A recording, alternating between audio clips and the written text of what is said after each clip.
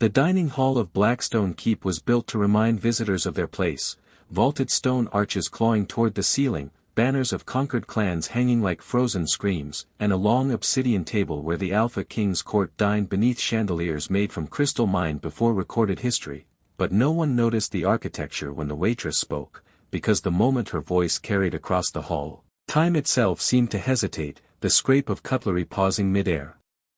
As warriors, nobles, and emissaries turned toward the small Omega standing near the eastern column, her uniform plain, her posture respectful, her eyes lowered as custom demanded, yet when she addressed the Alpha King's matriarch, old Lady Merwin, whose presence alone had silenced rebellions, she did not speak in the clipped common tongue of the modern Pax, but in something older, deeper, shaped by vowels that rolled like carved stone and consonants sharp as ritual blades, an accent no living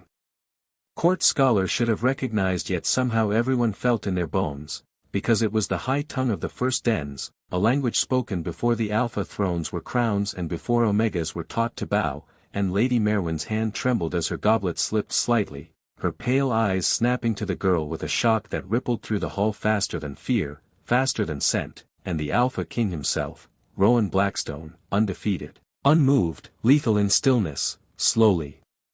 rose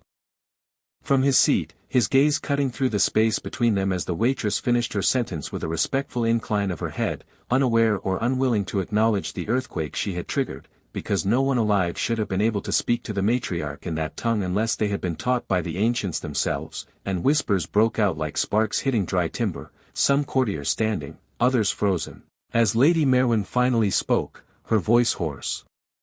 answering not in common but in the same ancient cadence, testing, confirming, asking a question that had not been spoken aloud in over 3 centuries, and the Omega waitress answered without hesitation, her pronunciation flawless, her tone steady, and that was when the scent in the room changed, not desire, not submission, but recognition, something primal that made Alphas straighten and Omegas lift their heads involuntarily, because the girl was not reacting like someone performing, she was remembering, and Rowan's jaw tightened as he descended the steps from the dais, every instinct screaming that something sacred and dangerous had just stepped out of myth and into his kingdom wearing a borrowed apron, and when he demanded her name, she gave it softly, Ilara, as if it were both a confession and a warning, and Lady Merwin laughed then, a brittle, broken sound that echoed off stone, declaring to the stunned court that the last time she had heard that accent spoken so purely was on the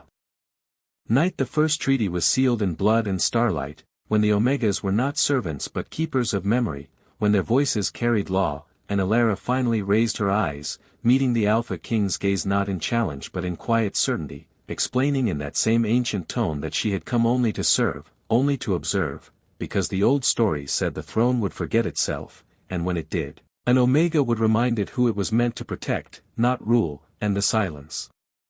that followed was not empty but heavy with consequence. As guards hesitated, scholars stared, and Rowan felt something crack open behind his ribs, not attraction, not dominance, but the terrifying awareness that his reign had just been measured by a past far older than his crown, and when he ordered the court cleared and demanded Ilara be brought to the inner chamber, she did not resist, did not beg, merely thanked the matriarch in the first tongue for remembering, leaving behind a hall full of